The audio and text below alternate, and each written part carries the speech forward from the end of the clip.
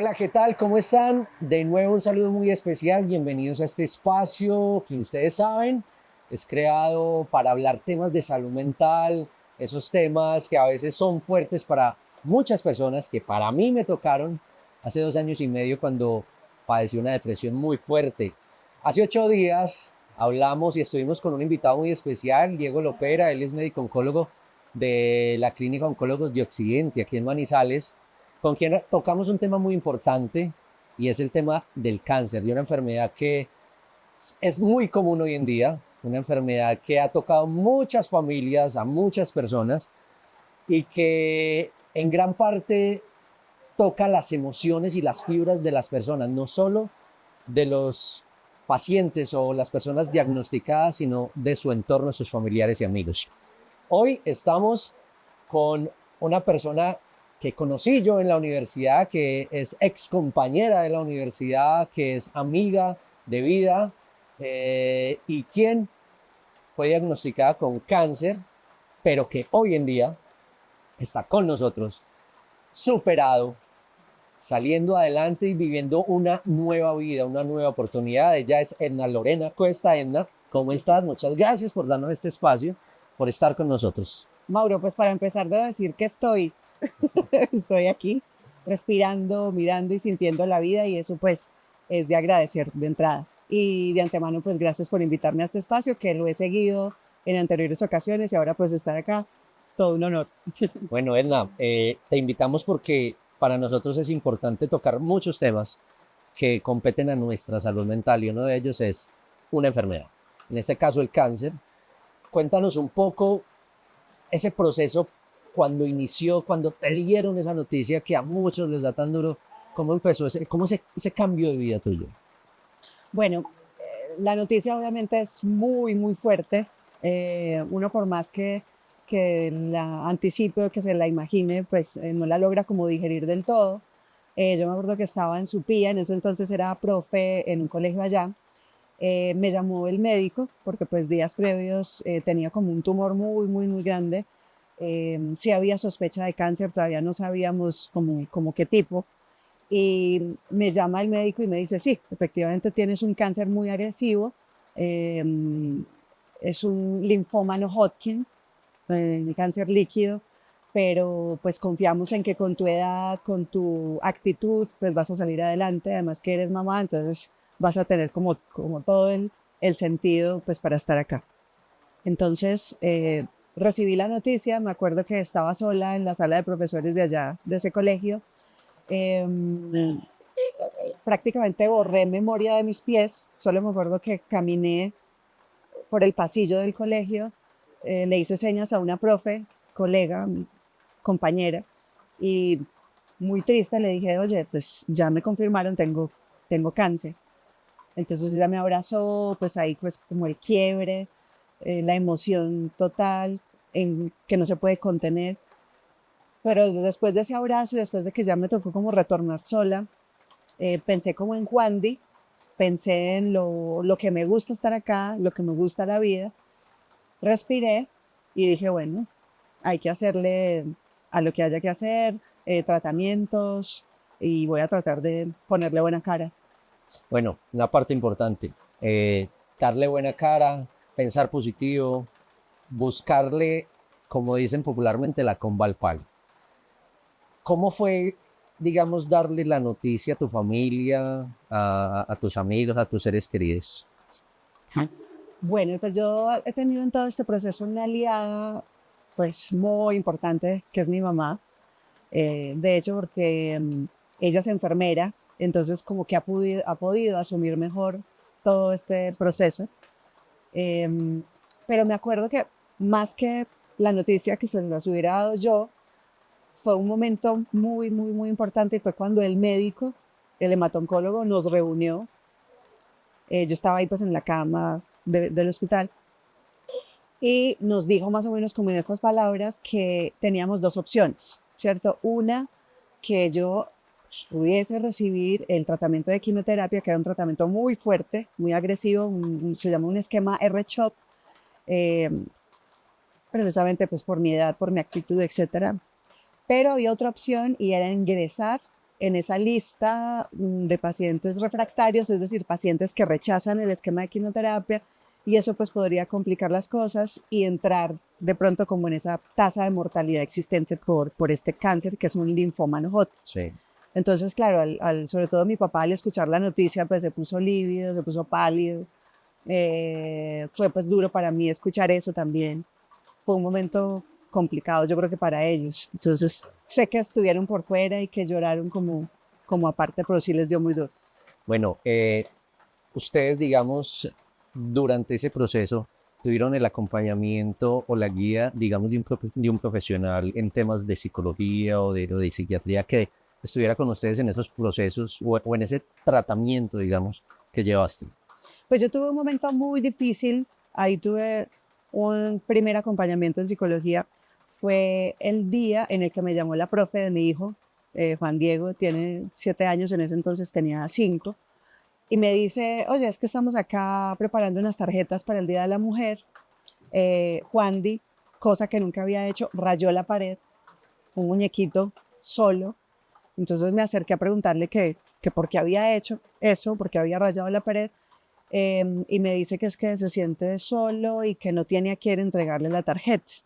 Entonces la profe me dice, Edna, necesito pues que hable con el niño, así sea por videollamada, yo estaba en Pereira, y que lo anime. Entonces yo no sé de dónde saqué como esa fuerza y le dije, no, Juan, de aquí estoy enfermita, pero aquí estoy contigo. Colgué esa videollamada y entré en una tristeza, Mauro, honda, ¿sí? Entonces fueron 3 días llorando, el cuerpo responde muy bien a esas emociones, Total. tanto positivas como negativas, entonces claro, la saturación bajó, no me podían coger venas, una cantidad de complicaciones a raíz de eso. Entonces llegó la psicóloga, hicimos como toda una gestión, y gracias a ella pues Juan Di pudo entrar 15 minutos a la clínica y para mí esos 15 minutos fueron la recarga, digamos, para el resto del tiempo de ese tratamiento. Bueno, y ese, digamos, ese manejo de emociones del que tú hablas, de esa energía, de esa recarga que uno mismo se da. Yo a la gente, digamos, en muchas ocasiones les digo que está en nosotros, en ese amor propio que tenemos, el salir adelante. Sí. ¿Cómo fue ese transcurrir de esos 2 años de tratamiento y ese como ese cambio de vida? Porque supongo yo que te cambió hartísimo la vida. ¿Cómo fue ese transcurrir para manejar mejor las emociones, para darte cuenta de que esa Edna sí era capaz de salir adelante y de que esas emociones, esos pensamientos, las mismas palabras que tú te dices, también se convertían en un apoyo, en un motivador para ti? ¿Cómo trabajaste mentalmente tu vida? Mauro, yo empezaría diciendo que fue retomando unos gustos y unas afinidades que yo tenía antes, ¿sí? Y afloraron y como que se hicieron más fuertes. Ejemplo, el tema, el tema budista. A mí siempre me ha encantado la filosofía budista, pero como que cuando empezó el tratamiento, lo hice más consciente, empecé a hacer meditaciones guiadas, empecé a escuchar gente que hablaba o le hablaba a las células, ¿sí? Hablarle a las células del cuerpo. Empecé a seguir más fielmente a un lama que me gusta mucho, que es el lama Rinchen. Yo a él lo escuchaba y lo seguía. Y para mí esa voz de Rinchen y de otras personas fue parte de ese salvamento, ¿no?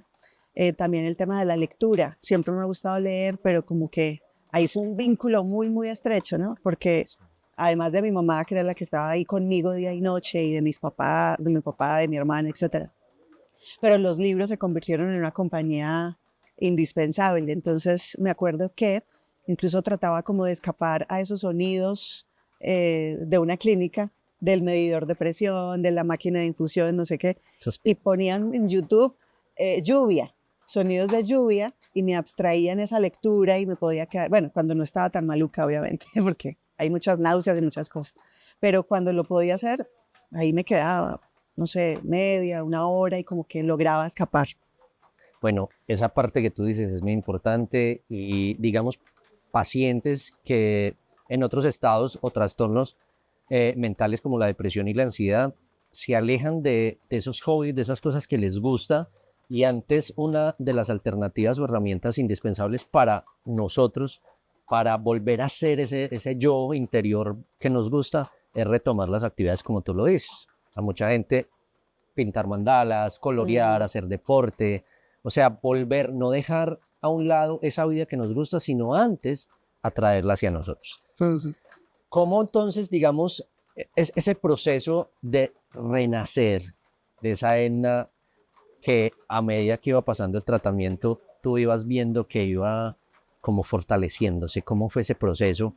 Y ese acompañamiento que tuviste con tu familia y con tus amigos en ese mismo proceso, en el de retomar mi vida. Pues el renacer, yo diría que fue de la mano con el tiempo, con la pausa, con la reflexión, con salir de pronto de estas calles y de estos trabajos y de todo esto que nos exige como ir a millón, Sí. ¿cierto? Entonces, para mí fue una conexión con eso, con el tiempo. Yo me daba cuenta de cómo iba pasando la mañana, cómo iba pasando la tarde. Era una pausa, pues a mucha gente de pronto le puede agobiar eso, pero para mí fue como, oiga, sí, ¿no? Hay que... De hecho, por ahí me acuerdo de una frase que puse en mis redes que decía que si el cáncer gana, simplemente es un reclamo de liberación de este cuerpo, ¿cierto? Déjenme en paz y me voy a descansar. Pero si ganaba yo, tenía que ser una enseñanza de precisamente de eso, de pausar, de reflexionar, de contemplar la vida. Entonces, ese renacer fue eso, como gracias al tiempo, a la pausa, a respirar. Y en cuanto al apoyo de mi familia, pues eh, ese fue como el gran sujetador, ¿no? Mi mamá como enfermera, la persona que estuvo ahí día y noche, mi papá también desde su distancia, prudente, escribiéndome mensajes. Él es un poeta, un escritor, entonces me llenaba de mensajes muy bonitos. Mi hijo, obviamente. Mi hermano, que también me siguió ahí los antojos a veces de cosas. Una vez me entró un pollo frisbee a la habitación. Entonces sí, ellos fueron fundamentales en el Bueno, proceso. Edna, quisiéramos más tiempo, ¿cierto? Para hablar de muchas cosas de ti y de tu vida. Pero para finalizar, regálanos cuáles fueron, digamos, esos aprendizajes y enseñanzas que captaste tú para tu vida y qué decirle a la gente, a aquellos pacientes que están diagnosticados con cáncer hoy en día y a sus familiares, para que no se dejen vencer y que vean en ti una luchadora, una persona resiliente, capaz de sobrellevar dificultades como es una enfermedad que no es. Pues yo diría que la primera estrategia, y sonará muy romántico, pero así lo viví, es el amor, ese amor fraterno, es ese sentido de vida que uno pueda encontrar. Quizás para alguien el sentido de vida sea su familia, o el sentido de vida sea estarse activo, no sé, pero sí fijarse cuál es el sentido, o sea, por qué estoy acá. Porque de verdad que dejarse ir, dejarse morir es muy sencillo, ¿cierto? So, Pero pues para estar acá hay que tener algún sentido. Entonces para mí fue el amor, para mí fue recuperar esos gustos pequeños, detenerme en el tiempo, reflexionar un poco más, respirar. Mauro, y lo sencillo, ¿cierto? Agradecer por estos latidos, ¿sí? El corazón que late, el pulmón que respira. Creo que tú lo dijiste, dos cosas fundamentales, Edna, el amor propio. El amor propio nos hace más fuertes, nos hace valientes, nos hace luchar por la vida y en eso tenemos que aprender a trabajar todos los días. Y otro punto importante, agradezcamos desde que nos levantamos, agradezcamos cuando nos acostamos por lo bueno y por lo no tan bueno del día. Y verán que comenzamos y empezamos a ver la vida con diferentes ojos. Este fue un espacio, agradecemos a ti, Edna, por este espacio tan especial. Esperamos volver a tenerte con nosotros más adelante. Y muchas gracias, de verdad. con mucho cariño, Mauro. Y sí, vuelvo y repito, feliz de estar acá y a los que están en una cama recibiendo quimioterapia o radioterapia, pues decirles que es posible y que no hay que llenarse de grandes expectativas, ¿no? Pues ir con el día a día de manera paciente y ahí vamos saliendo. Así es, el día a día para que sigan viviendo un día a la vez.